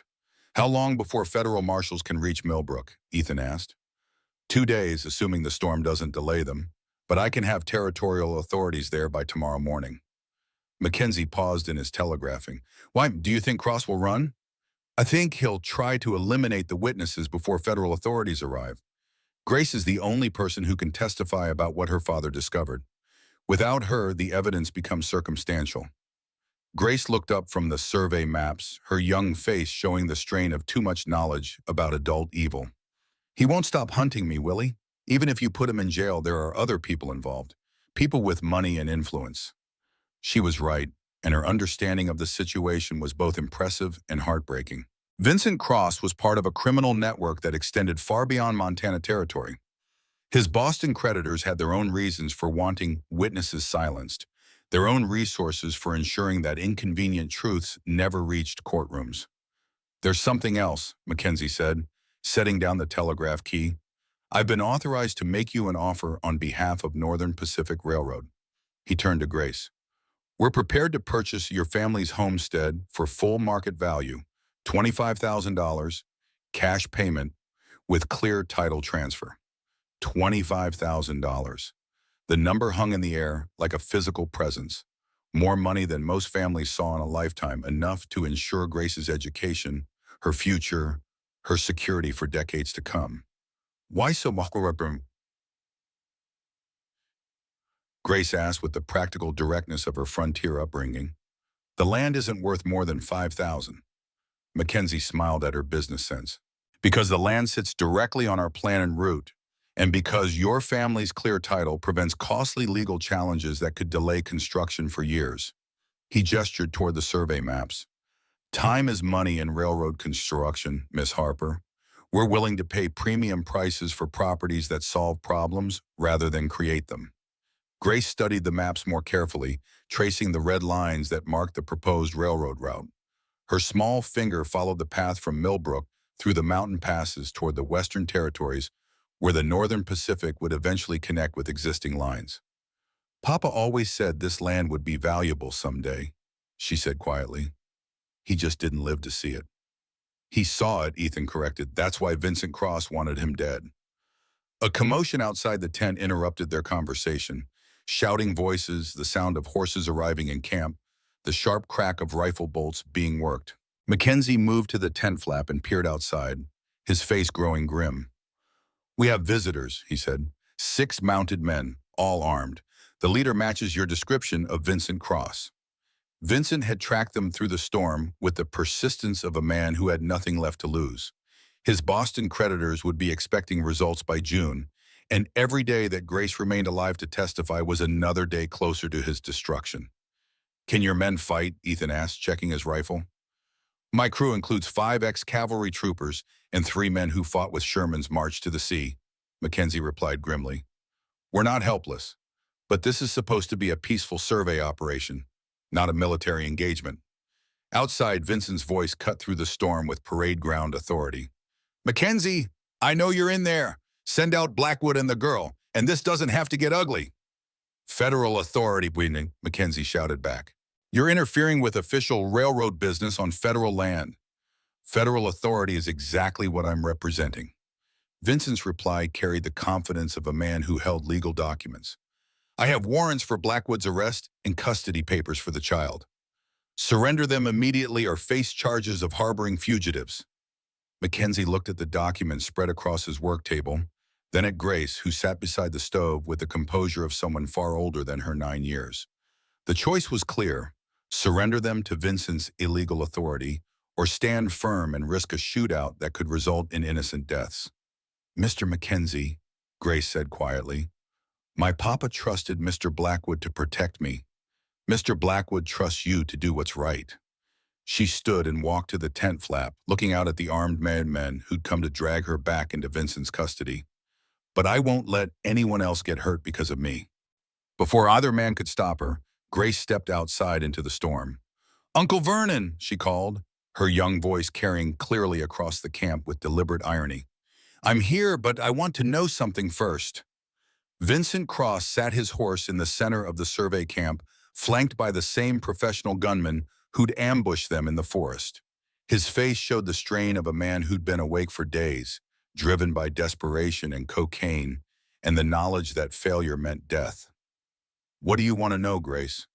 Vincent's voice was gentler now, the tone of a man trying to coax a frightened animal into a trap. "I want to know why you killed my mama and papa." The question hung in the air like an accusation. Vincent's men shifted uncomfortably in their saddles, their eyes moving between their employer and the child who'd just accused him of murder in front of witnesses. "Your parents died in an accident, Grace. A tragic accident that left you orphaned and in need of family care. Vincent's voice remained steady, but Ethan could see the tension in his posture from inside the tent. I'm your legal guardian now, appointed by territorial authority. Come with me, and we'll go home where you belong. Show me the wagon axle, Grace said with startling directness. Show me the piece that broke and killed my parents. Vincent's composure slipped for a fraction of a second. What? Papa always said accidents leave evidence. If the axle broke naturally, there would be metal fatigue, stress fractures, signs of wear. Grace stepped closer, her small figure dwarfed by the mounted men, but somehow commanding their attention. But if someone sawed it partway through, the cut marks would still be visible. Mackenzie emerged from his tent, followed by Ethan. The railroad engineer carried a document case under his arm and wore the expression of a man who'd made an important decision. Miss Harper raises an interesting point, Mackenzie said, his voice carrying across the camp with professional authority. Northern Pacific Railroad has a substantial financial interest in determining the true cause of her parents' death, given that we're purchasing their property. Railroad business doesn't supersede territorial law, Vincent replied, but his voice lacked its earlier confidence. Actually, it does. Mackenzie opened his document case and withdrew a telegram that had arrived while they were talking. This is from the territorial governor's office in Helena, transmitted through our corporate headquarters in St. Paul. Federal investigators are being dispatched immediately to investigate claims of railroad stock fraud and related violence. He handed the telegram to Vincent, who read it with growing alarm. Moreover, Mackenzie continued, Northern Pacific's Board of Directors has authorized me to take immediate possession of all properties along our survey route where title disputes might delay construction. That includes the Harper Homestead, which we are purchasing directly from Miss Harper under Federal Interstate Commerce Authority. Vincent Cross had built his criminal empire on the assumption that he was operating in a legal and political vacuum where territorial authorities could be bought and federal oversight was minimal. But he'd made a fatal error in targeting properties that involved interstate railroad construction. The Northern Pacific Railroad wasn't just another territorial business. It was a federally chartered corporation with direct access to congressional authority and territorial governors. When railroad interests were threatened, federal law enforcement responded with resources that local corruption couldn't match. You can't just claim private property, Vincent protested, but his voice carried the hollow ring of a man who knew he was beaten. We're not claiming it, we're purchasing it. Mackenzie turned to Grace. Miss Harper, do you accept Northern Pacific's offer of $25,000 for your family's homestead, paid immediately in federal banknotes? Grace looked at Ethan, seeking guidance from the man her father had trusted with her life. Ethan nodded slowly. I accept, Grace said clearly, on the condition that Mr. Blackwood remains my legal guardian, as specified in my papa's will. Agreed. Mackenzie turned back to Vincent. The property is now under federal jurisdiction as part of interstate railroad construction. Any interference with our operations or our employees constitutes a federal crime. Vincent's face went white as the implications sank in. His carefully constructed legal authority was crumbling. His ability to claim Grace through territorial courts was disappearing, and his timeline for completing the land fraud was collapsing. This isn't over, Vincent said, but the words carried desperation rather than confidence. Actually, it is. Ethan stepped forward, his rifle held casually but ready. Grace is under federal protection now. The evidence of your crimes is in federal hands. As Vincent and his men disappeared into the storm, Marshal Kane approached Ethan quietly, away from the others. The federal marshal's face showed the strain of a man who'd been carrying a heavy burden. Blackwood, there's something you need to know about Vincent's network, Kane said, his voice heavy with guilt. I've been documenting every illegal order, every bribe, every threat for the past 6 months. He pulled a sealed envelope from inside his coat. Names, dates, amounts. Everyone from territorial judges to local sheriffs who've been taking Vincent's money.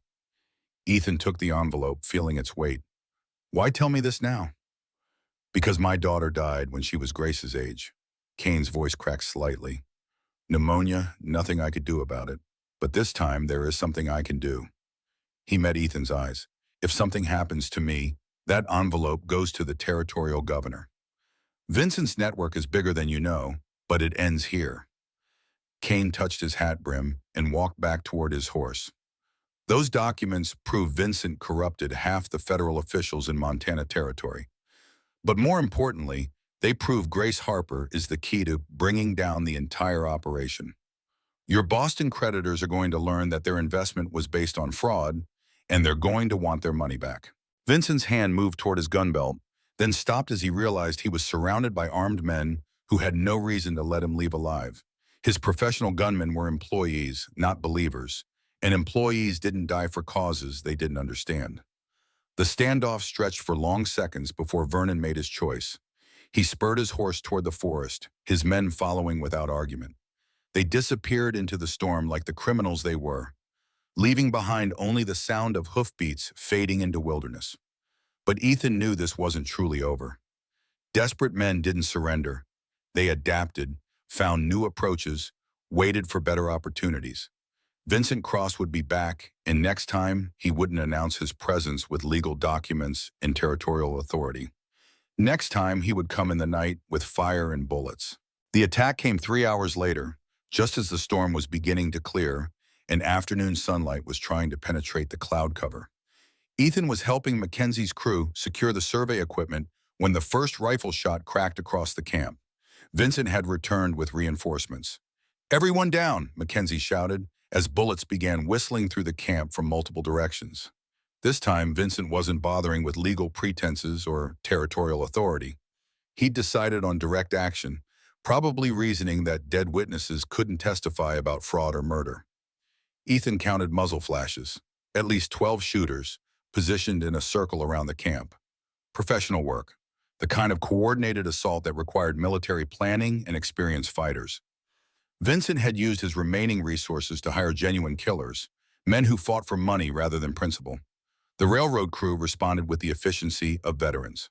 Mackenzie's ex-cavalry troopers took cover and returned fire with disciplined volleys, while the civilian surveyors helped protect equipment and maintain communications. These weren't helpless victims. They were experienced frontier workers who understood that survival often depended on the ability to fight. Grace crouched beside the telegraph equipment, her small hands steady as she helped Mackenzie maintain contact with territorial authorities. The girl who'd been terrified and helpless 6 weeks ago had transformed into someone who could function under fire, her father's courage emerging under pressure.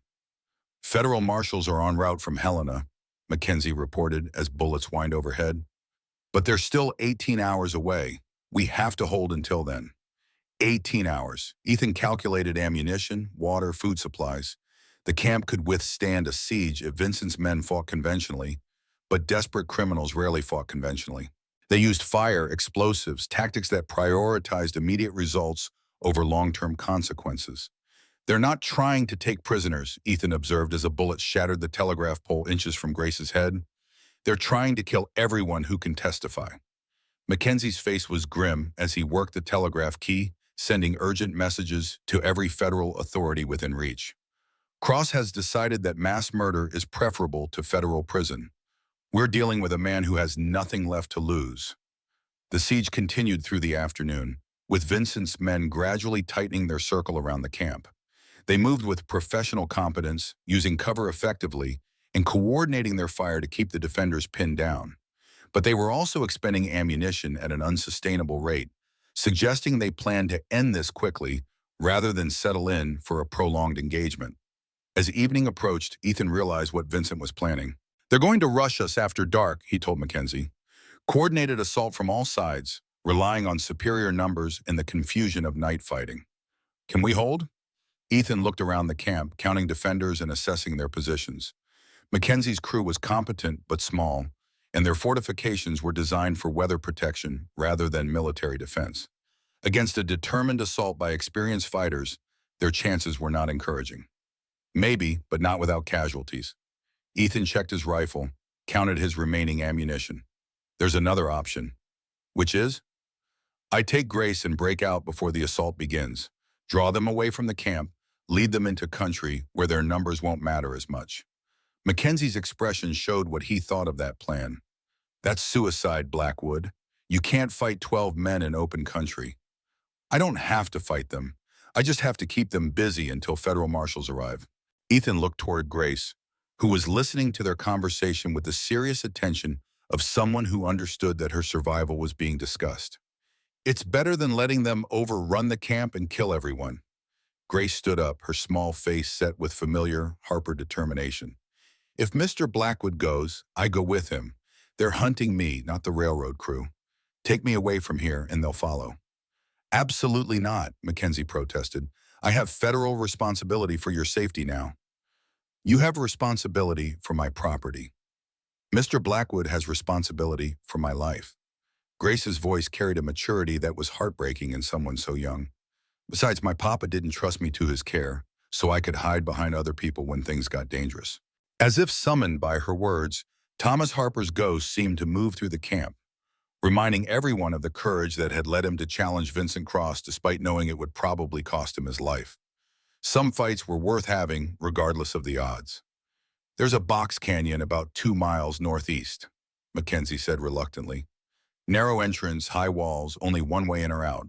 If you could reach it before they realize you've gone, it would be a natural fortress, Ethan finished. Easier to defend than this camp, and it would draw them away from your crew. The decision was made more by circumstances than choice. As darkness fell and Vincent's men began their final preparations for assault, Ethan and Grace slipped out of the survey camp through a drainage ditch that led toward the forest. Behind them, Mackenzie's crew maintained the appearance of normal defensive activity while the two fugitives disappeared into the Montana wilderness. The box canyon Mackenzie had described turned out to be exactly what Ethan needed. A natural fortress with high stone walls and a narrow entrance that could be defended by one man with a rifle. More importantly, it was the kind of terrain where Vincent's numerical advantage would be minimized and his men's unfamiliarity with local geography would work against them. Ethan and Grace reached the canyon just as Vincent's assault on the survey camp was beginning. The sound of gunfire echoed through the mountains, distant but intense, confirming that Mackenzie's crew was under attack. But the shooting was sporadic rather than concentrated, suggesting that Vincent's men had discovered their primary targets were missing. They'll figure out we're gone soon enough, Ethan said, checking his rifle and counting ammunition. When they do, they'll follow our trail here. How many bullets do you have? Grace asked with the practical directness that had kept her alive through 6 weeks of terror. 37 for the rifle, 6 for the sidearm. Enough for a short fight, but not a long siege. Ethan looked at her seriously. Grace, if things go bad, if they get past me... I know where the Indian caves are, she interrupted. Papa showed me last summer when we were exploring. There's a passage that leads all the way through the mountain to Miller's Creek. I can get away if I have to.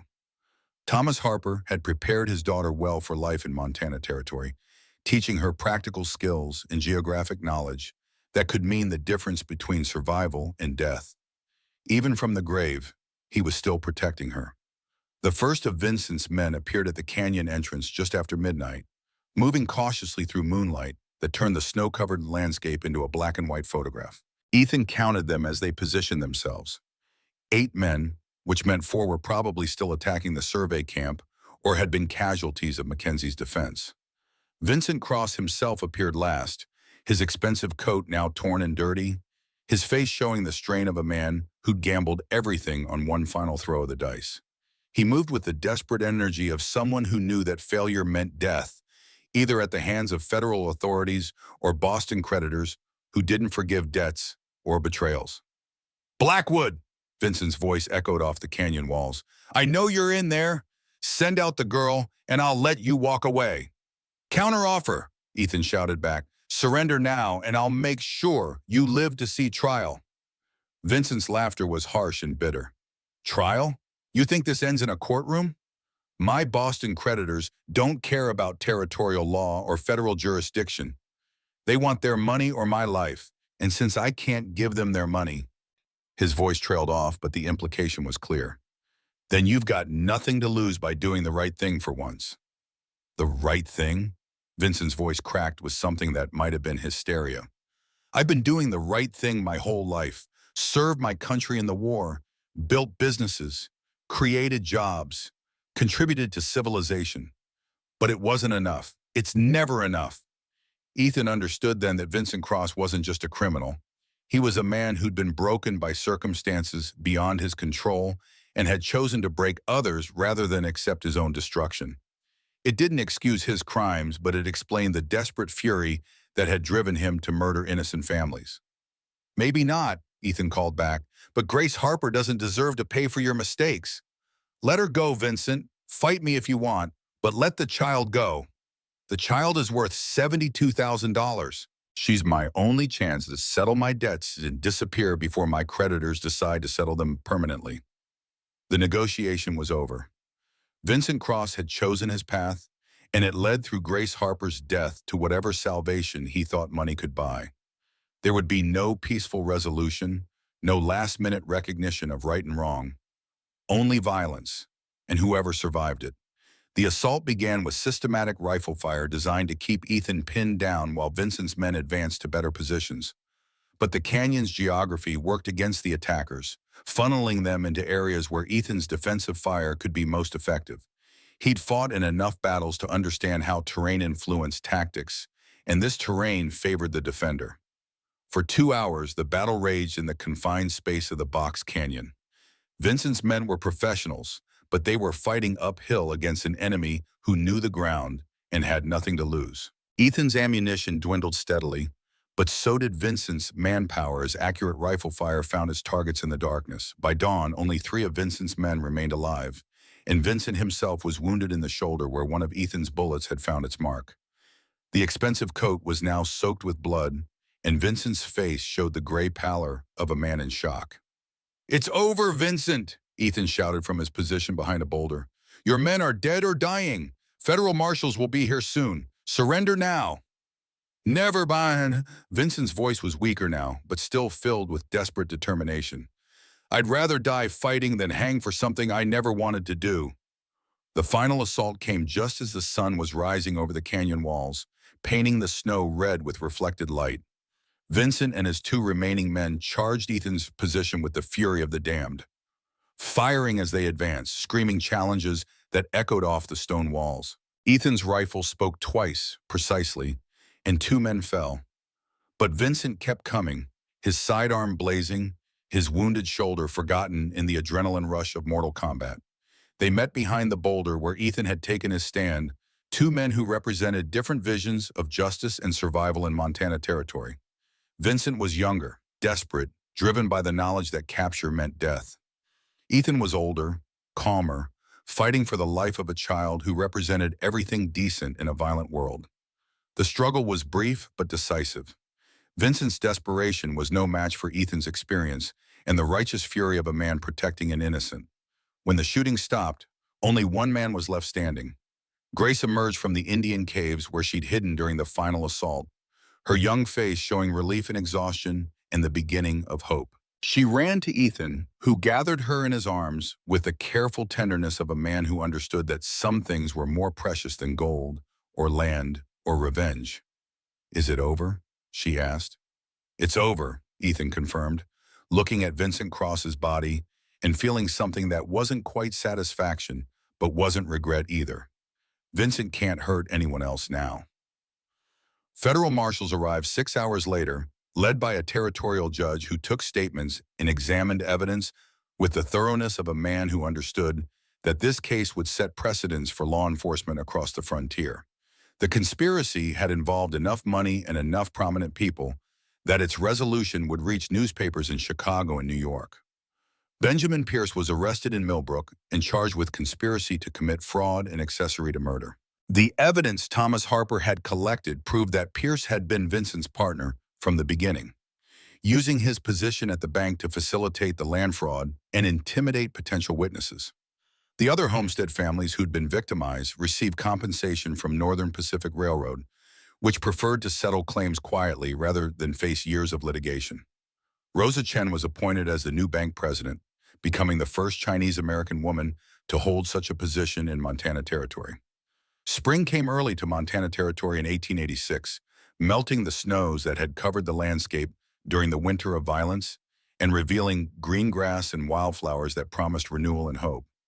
Grace Harper, now legally Grace Blackwood, stood with her guardian on the porch of their rebuilt ranch house, watching cattle graze in pastures that stretched to the horizon.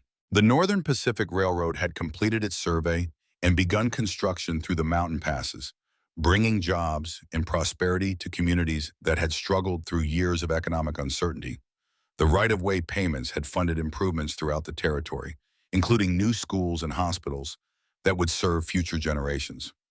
Grace wore a simple dress that Maria had sewn from blue calico, her dark hair braided in the practical style of frontier women. At 10 years old, she was tall for her age and showed the quiet confidence of someone who'd survived events that would have broken many adults. She could ride, shoot, handle cattle, and keep household accounts with equal competence. Mr. Mackenzie sent another letter, she said, handing Ethan an envelope bearing the Northern Pacific seal. He says the railroad will reach Millbrook by next summer. Wants to know if we'd be interested in selling beef cattle to feed the construction crews. Ethan opened the letter and read Mackenzie's formal offer. Fair prices, reliable delivery schedules, and a business relationship that could continue for years as the railroad expanded westward. The kind of opportunity that Thomas Harper had dreamed about when he'd filed his homestead claim. "What do you think?" he asked Grace. "I think Papa would like knowing his land is helping build something that will last." Grace smiled, the first truly happy expression Ethan had seen from her since the night she'd collapsed on his doorstep. "Besides, we need the money for the new school in town. Rosa says they're looking for teachers, and I want to get a proper education before I decide what to do with my life." Education. The word carried weight in Montana territory, where knowledge meant survival and ignorance meant death. Grace had inherited more than land from her parents. She'd inherited their belief that learning was the foundation of everything worthwhile in life. "There's something else in the mail," Maria called from the kitchen. "Letter from Boston." The envelope was heavy paper, expensive, bearing the seal of a law firm that specialized in financial crimes. Inside was a check for $45,000, along with a letter explaining that Vincent Cross's estate had been liquidated to compensate his victims. $45,000, enough to ensure Grace's education at the finest schools in the East, enough to establish trust funds that would support her for the rest of her life, enough to transform the daughter of a homesteader into a woman of independent means. "What should we do with it?" Grace asked, studying the check with the same serious attention she'd given everything else since her parents' death. The transformation of Millbrook's financial sector had been remarkable under Rosa's leadership. As the territory's first Chinese-American bank president, she had restructured lending practices, eliminated discriminatory policies, and established credit programs for immigrant families that attracted attention from banking institutions as far away as San Francisco. The bank's deposits had tripled in 6 months, and Rosa's innovation in frontier finance was being studied by territorial officials as a model for other communities. "Miss Chen has proven that competence transcends all artificial boundaries," the Helena Territorial Tribune had written. "Her success represents the best of American opportunity." The families Vincent had terrorized were now thriving through cooperation rather than competition. Thomas Pritchard had organized a homestead alliance that shared equipment, labor, and knowledge among 8 families. The Sullivans had expanded their operation with help from neighbors who remembered their support during the crisis. Most importantly, the atmosphere of fear that had hung over Millbrook like a shroud had been replaced by genuine community spirit. "We learned that standing together makes us all stronger," Pritchard had told a visiting journalist. "Vincent Cross tried to divide us through debt and fear. Now we're more united than ever." Grace's educational future had been carefully planned with input from both Ethan and Rosa. The girl would attend the Carlisle Institute for Young Ladies in Pennsylvania for formal academic training, but return each summer to learn practical frontier skills at the ranch. Her curriculum would emphasize law, literature, and mathematics, subjects that would prepare her for whatever path she chose. "I want to understand how good laws protect good people," Grace had announced during one planning session. "Not necessarily to become a lawyer, but to know how justice really works." Ethan had smiled, recognizing Thomas Harper's wisdom emerging in his daughter's voice. The girl who had arrived frozen and terrified was becoming a young woman with clear goals and the resources to achieve them. Maria continued as the ranch's beloved housekeeper, eventually training Grace in the traditional crafts and cooking that connected the girl to her Mexican heritage. The Vincent Cross conspiracy, as territorial newspapers called it, had triggered comprehensive reform of Montana law enforcement.